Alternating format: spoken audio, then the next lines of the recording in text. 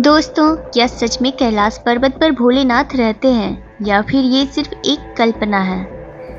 आखिर क्या हुआ जब नासा ने कैलाश पर्वत पर सैटेलाइट भेजा? क्या सच में कैलाश पर्वत से मिलने लगे हैं कलयुग के अंत के संकेत? क्यों रोज कैलाश पर्वत से आती है डमरू और ओम की आवाज? क्या कैलाश पर कोई दूसरी दुनिया मौजूद है? आखिर क्यों सभी नदियों का उद्गम स्थल कैलाश पर्वत है? दोस्तों, आज के इस वीडियो में इन सभी सवालों के जवाब और कैलाश पर्वत के सभी रहस्यों के बारे में विस्तार से चर्चा करेंगे। दोस्तों, वीडियो शुरू करने से पहले एक छोटा सा निवेदन है कि सच्ची श्रद्धा से कमेंट में हर हर महादेव जरूर लिखें। दोस्तों, वेदों के अनुसार कैलाश पर्वत ऐसी इकलौती जगह है जहां स्वयं भगवान शिव का वास है। शायद इसलिए ही ना कोई इस पर्वत पर चढ़ पाया है और ना तो कोई हेलीकॉप्टर या हवाई जहाज इसकी चोटी तक जा पाया है। इसके अलावा समय समय पर वैज्ञानिकों ने कई अजीब घटनाएं होती देखी हैं। चाहे कैलाश पर्वत के आसमान में अजीब तरह की चमकती रोशनी हो या कैलाश पर्वत से आती डमरू और ओम की ध्वनि हो या फिर यहाँ देखे जाने वाले इंसानों से भी कई फीट ऊंचे यति मानव।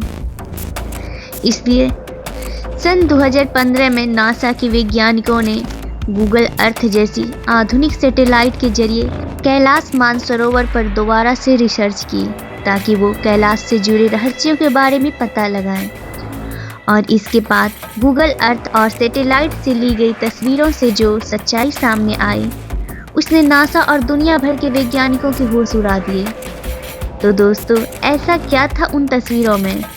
आखिर क्यों नासा के वैज्ञानिक भी कैलाश की तस्वीरों को देखकर हैरान रह गए?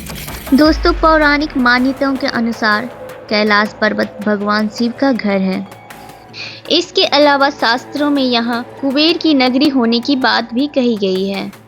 कैलाश पर्वत वह जगह है जहाँ से गंगा निकलती है।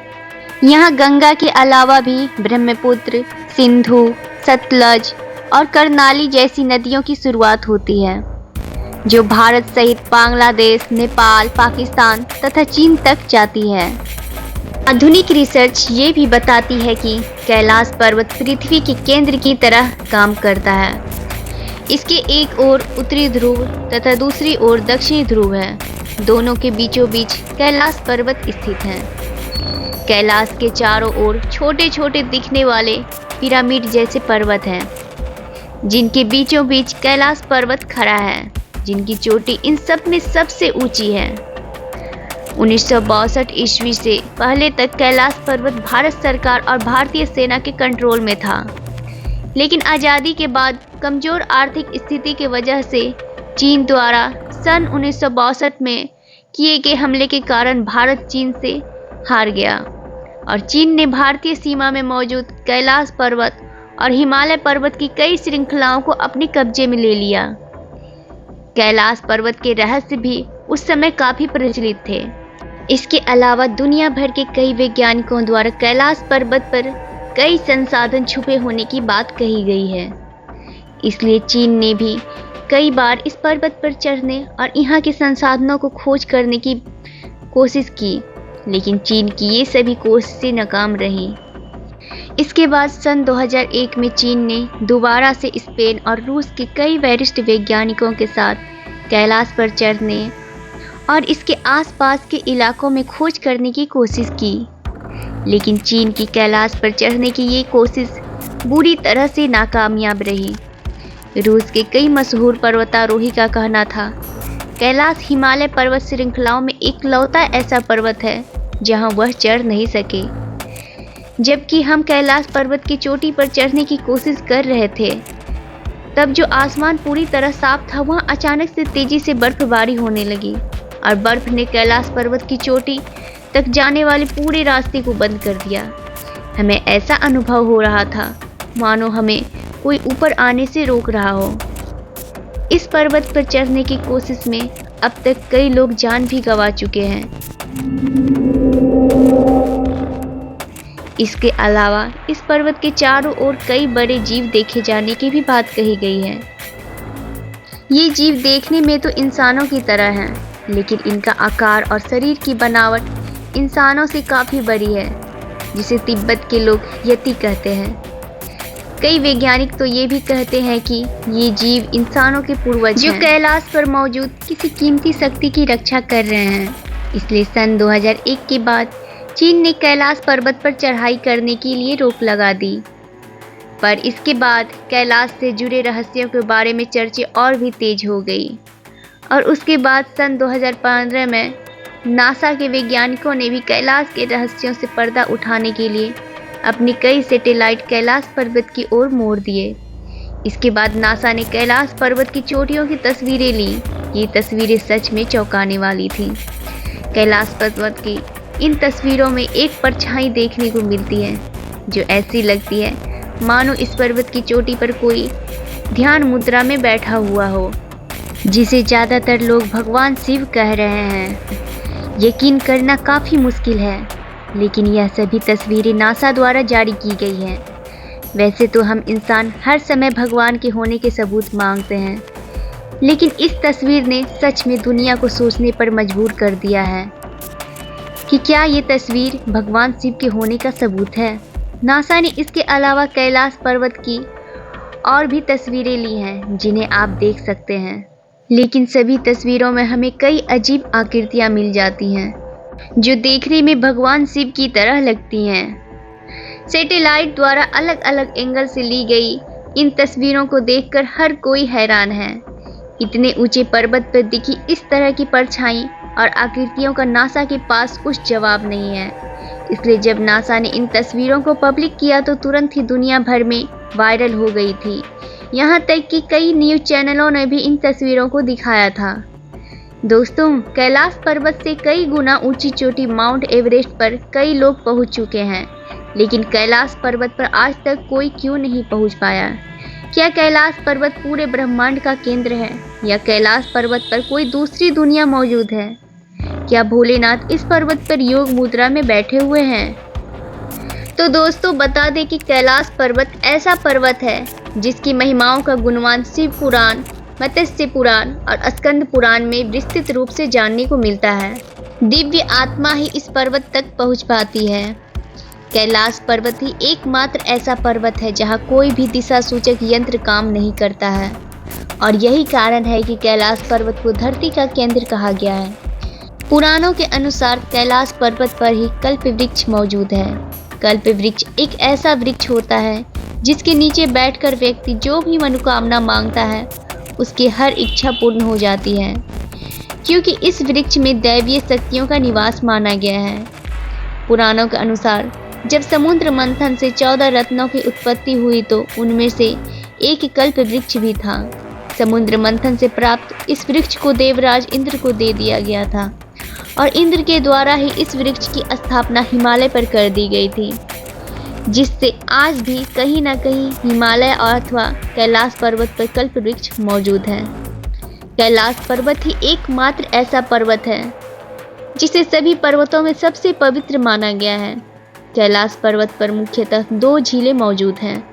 पहली है मानसरोवर झील, जिसे शुद्धता में दुनिया का सबसे शुद्ध झील माना गया है। साथ ही ये एक ऐसी झील है जिसे आकार में सूर्य के समान बताया गया है। दूसरी है राक्षस झील, जिसे दुनिया के खारे पानी की झीलों में सबसे उच्च झील माना गया है। राक्षस झील एक ऐसी झील है जो आकार में चंद्रमा के समान है। इन झीलों को सकारात्मक और नकारात्मक ऊर्जा का स्रोत माना गया है। कैलाश मानसरोवर ही एक ऐसी झील है जिसके प्रति हिंदुओं की बहुत ही गहरी आस्था है। इस झील को देवताओं का झील कहा जाता है। माना जाता है कि इसी झील में कई दिव्य शक्तियां स्नान के लिए आते रहते हैं। पौराणिक मान्यताओं के अनुसार कैलाश पर्वत के पास ही कुबेर नगरी मौजूद है। ये एक ऐसा पर्वत है जिसके रहस्य को हम जितनी ज़्यादा जानने की कोशिश करते हैं, इसका रहस्य उतना ही और गहरा होता जाता है। धरती पर उत्तरी ध्रुव और दक्षिणी ध्रुव को बीचों बीच हिमालय पर्वत मौजूद है, लेकिन आपको जानकर हैरानी होगी कि कैलाश पर्वत एक ऐसा पर्वत है जो कि हिमालय के भी बीचों बीच में मौजूद है। हिंदू धर्म में रामायण के अनुसार कैलाश पर्वत की आकृति को पिरामिड के समान बताया गया है और यही कारण है कि आज भी कैलाश पर्वत का आकार पिरामिड के समान है। कैलाश पर्वत को धरती का केंद्र माना गया है। इसके कारण इस जगह को एक्सिस मुंडी कहा जाता है। एक्सिस मुंडी एक ऐसी जगह है जहां अलौकिक और दिव्य शक्तियों का प्रवाह होता है और यहां कोई भी इन शक्तियों से संपर्क कर सकता है। एक्सिस मुंडी एक ऐसा स्थान है जहां आकाश का मिलन धरती से होता है, साथ ही यहाँ पर सभी दिशाओं का मिलन होता है। यही कारण है कि इस पर्वत पर कोई दिशा सूचक यंत्र काम नहीं करता है। धार्मिक मान्यताओं के अनुसार कैलाश पर्वत ही एक ऐसा पर्वत है जो कि हिंदू ही नहीं, बौद्ध, जैन, सिख चारों धर्मों का केंद्र है। गंगा नदी के उद्गम को भी लेकर कई प्रकार की धारणाएं हैं, लेकिन आपको जानकर हैरानी होगी कि हिंदू धर्म के अनुसार गंगा नदी का उद्गम कैलाश पर्वत से ही हुआ है। कहा जाता है कि गंगा नदी कैलाश पर्वत से ही विष्णु जी के पैरों से निकलकर शिव जी की जटाओं में आकर समाई थी। इसी जगह पर माता पार्वती का दायां हाथ गिरा था, जिसके कारण यहाँ शिव जी के साथ माता पार्वती को भी यहाँ विराजमान माना गया है। बौद्ध धर्म के अनुसार कैलाश पर्वत एक ऐसा पर्वत है जहाँ पर बौद्ध धर्म में प्रचलित रानी माया भगवान बुद्ध की पहचान हुई थी।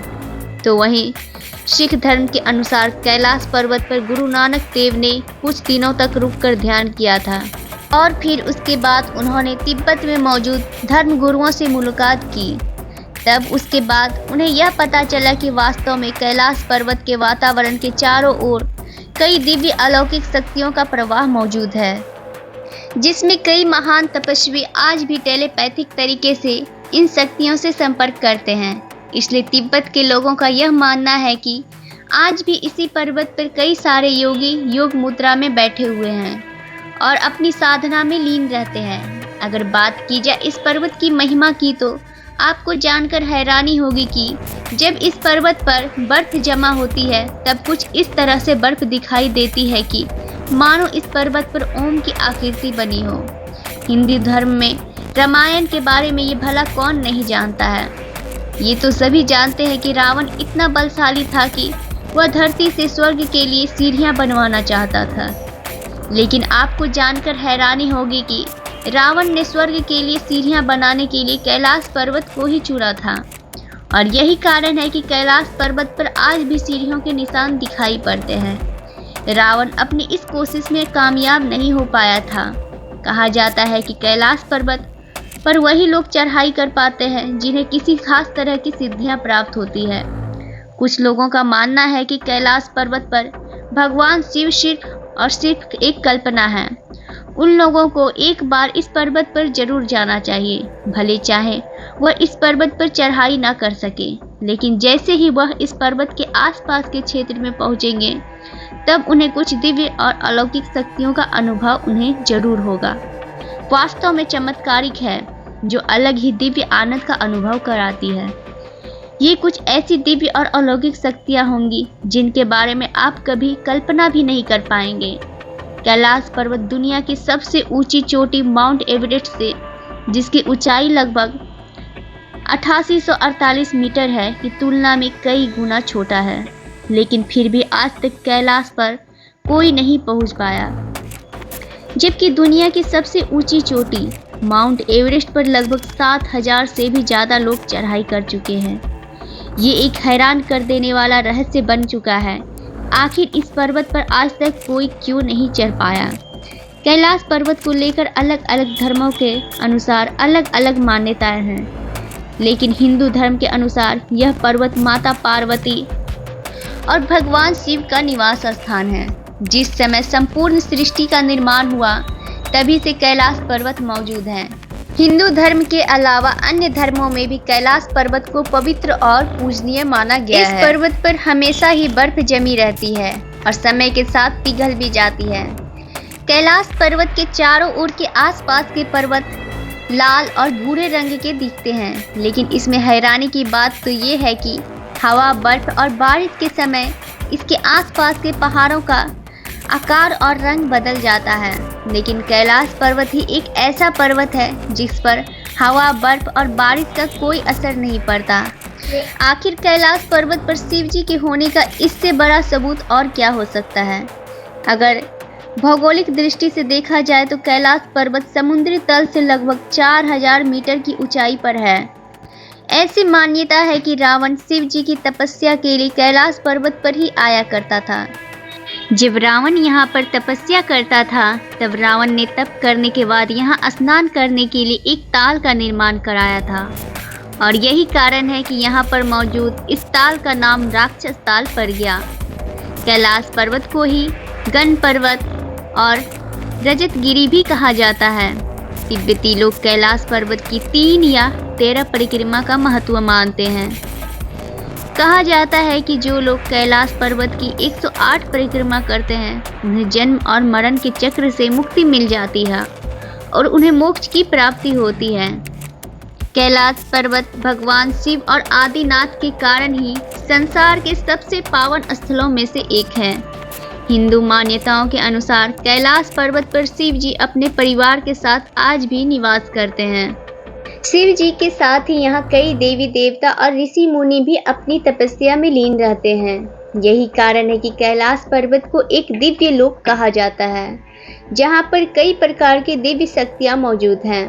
कैलाश पर्वत ही एक ऐसा पर्वत है जिसे हिंदू ही नहीं सभी धर्मों का केंद्र माना गया है। जैन धर्मों के अनुसार कैलाश पर्वत को अष्टाबल कहा गया है और जैन धर्म में जैन धर्म के प्रथम तीर्थकर ऋषभदेव को भी मोक्ष की प्राप्ति कैलाश पर्वत से ही हुई थी। बौद्ध धर्म के अनुसार कैलाश पर्वत को भगवान बुद्ध का निवास माना गया है।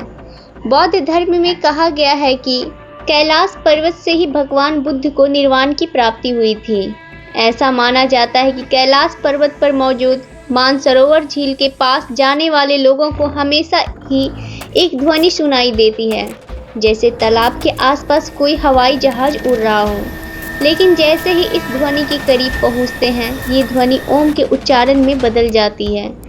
दोस्तों, शिव जी का भला इससे बड़ा चमत्कार और क्या हो सकता है। हिंदू धर्म के अनुसार कैलाश पर्वत के आसपास ऐसी कई प्राचीन मठ और गुफाएं हैं जिनमें कई प्रकार के महान साधु और संत अपनी तपस्या में लीन रहते हैं।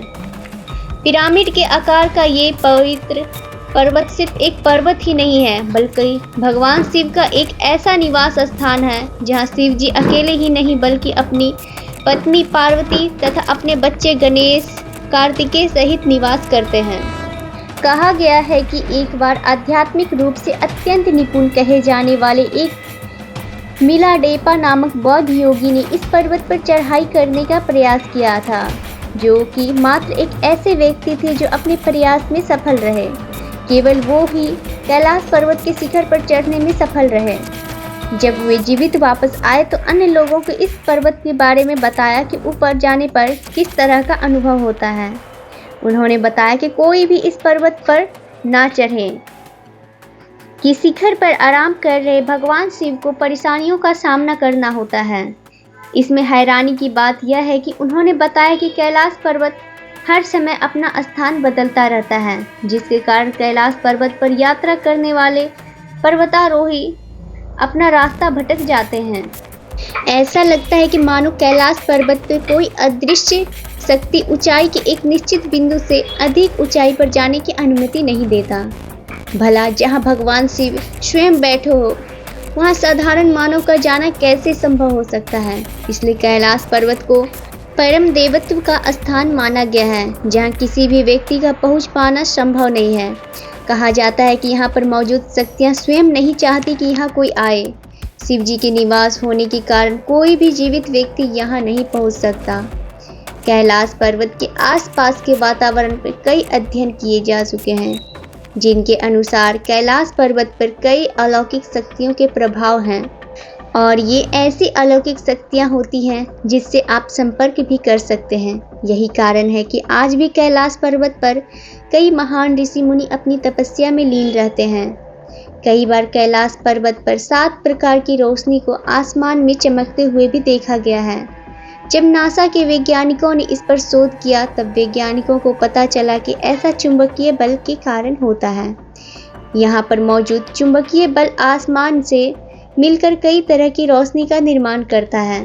कैलाश पर्वत के पूर्वी भाग के क्रिस्टल तथा पश्चिमी भाग को रूबी कहा जाता है। कैलाश पर्वत के चारों दिशाओं में 4 अलग अलग नदियों का उद्गम होता है। कैलाश पर्वत के चारों दिशाओं में अलग अलग जानवरों के मुख भी बने हुए हैं, जिनके अंतर्गत पूर्व में अश्व, पश्चिम में हाथी मुख, उत्तर में सिंह मुख और दक्षिण में मोर मुख बने हुए हैं। हिमालय पर रहने वाले लोगों का कहना है कि हिमालय पर हिम मानव मौजूद हैं। हिम मानव एक ऐसा मानव होता है जो कि बर्फ का बना होता है और आकृति में भालू के समान दिखाई देता है। जब रूस के पर्वतारोहियों ने सन 1919 में कैलाश पर्वत पर पहुंचने की कोशिश की, टीम ने बताया कि कैलाश पर्वत आकार में पिरामिड की तरह है, लेकिन रूस के वैज्ञानिक पर्वत पर बिना चढ़ाई किए ही वापस आ गए और उन्होंने बताया कि चढ़ाई करने के कुछ समय बाद ही उनको आगे कुछ भी दिखाई नहीं दिया। उनका शरीर एकदम से कमज़ोर सा हो गया। उन्हें उनका दिमाग में ऐसा लगने लगा कि उन्हें इस पर्वत पर चढ़ाई नहीं करना चाहिए। ये सब सोचकर वो तुरंत ही वहाँ से वापस लौट आए। लेकिन जैसे ही कैलाश पर्वत से थोड़ा सा दूर हुए, उनकी स्थिति तुरंत ही पहले जैसी समान हो गई। कैलाश पर्वत पर चढ़ाई करने वाले लोगों का कहना है कि कैलाश पर्वत के आसपास का समय कई गुना ज़्यादा तेज़ी से बढ़ने लगता है और पर्वत के क्षेत्र में पहुंचने पर बाल और नाखून कई गुना तेज़ी से बढ़ने लगता है और यही कारण है कि कैलाश पर्वत पर उम्र तेज़ी से बढ़ने लगती है। जब भी कोई इस पर्वत की ओर बढ़ने की कोशिश करता है, तब अपने आप ही वहाँ का मौसम गड़बड़ हो जाता है और गड़बड़ मौसम की वजह से रास्ता भी खराब हो जाता है, जो कि किसी चमत्कार से कम नहीं है।